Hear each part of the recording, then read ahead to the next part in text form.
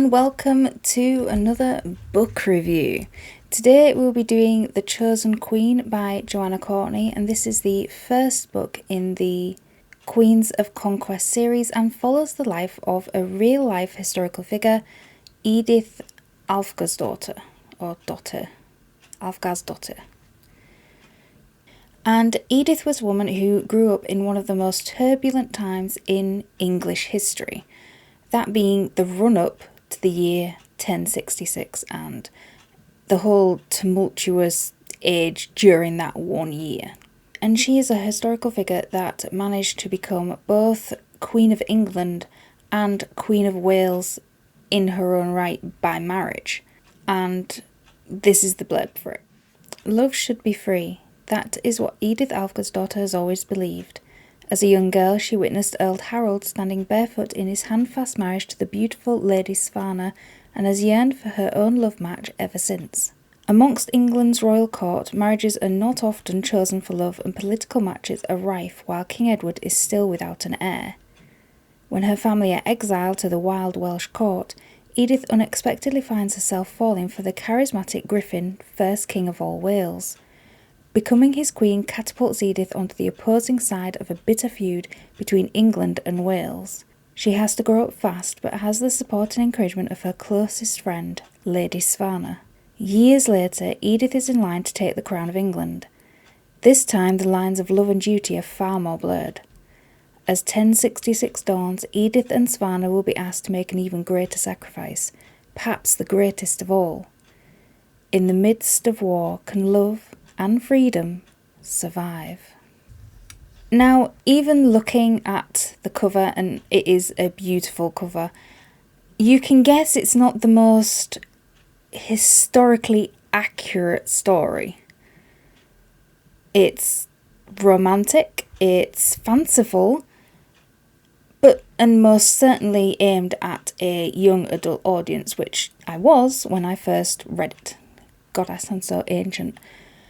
But I was when I first read it, and I enjoyed it, so I've read it quite a few times before reviewing it. Now, this is the debut novel for Joanna Courtney when it came out. She's written a whole slew of other ones since.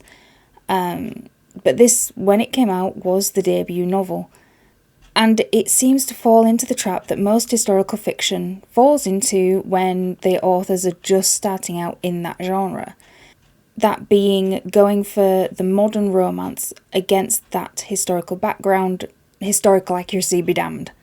And that part of it doesn't engage me, not that often, because I am a student of history, I like history, I find it interesting.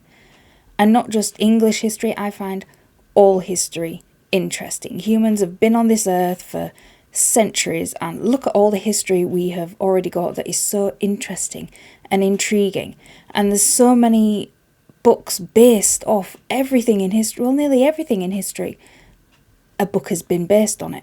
But this falls into that category of the romance is the goal in this, and the historical background is just a snapshot. You know, something easy to read with just a smattering of historical context to, move it forward a bit. And to create, strife in the relationships that are going on. And I found that at some points in history are quite boring. But this is one of the most turbulent years in English history.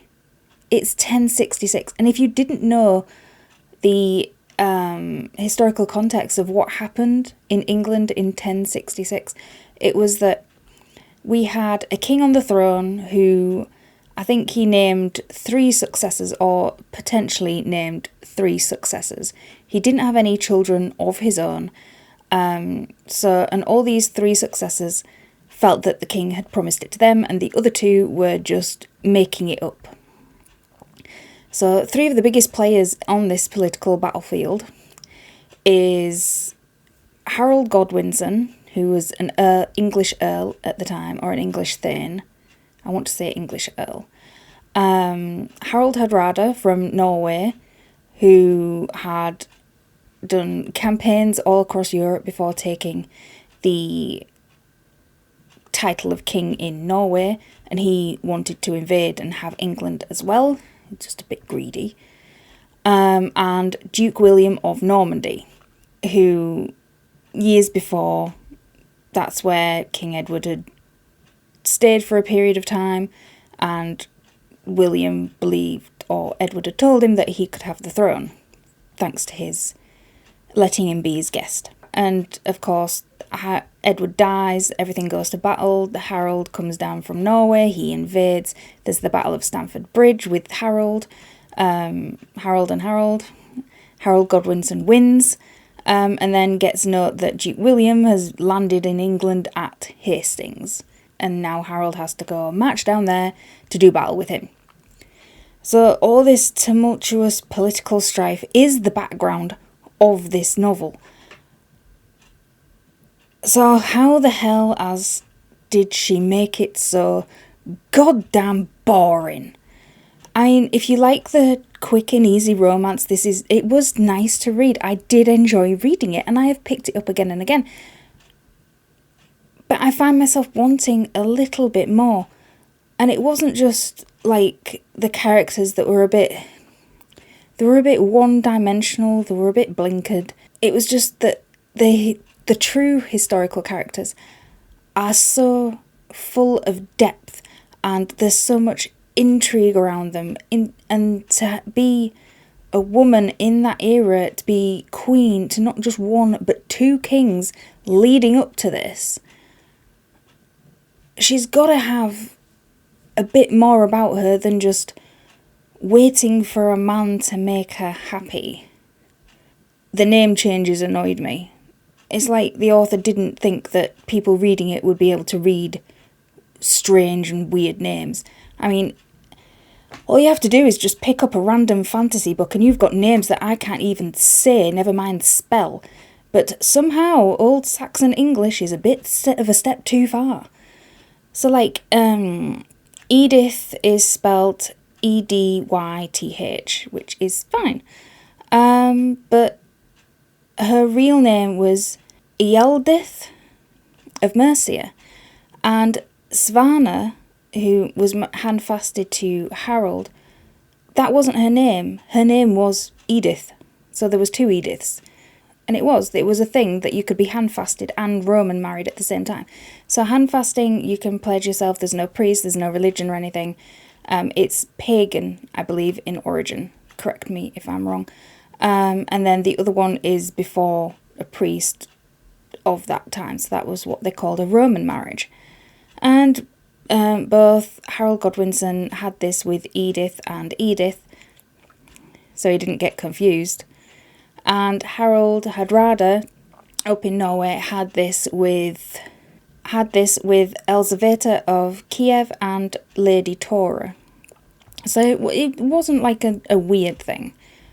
But there's so many interesting players in this book.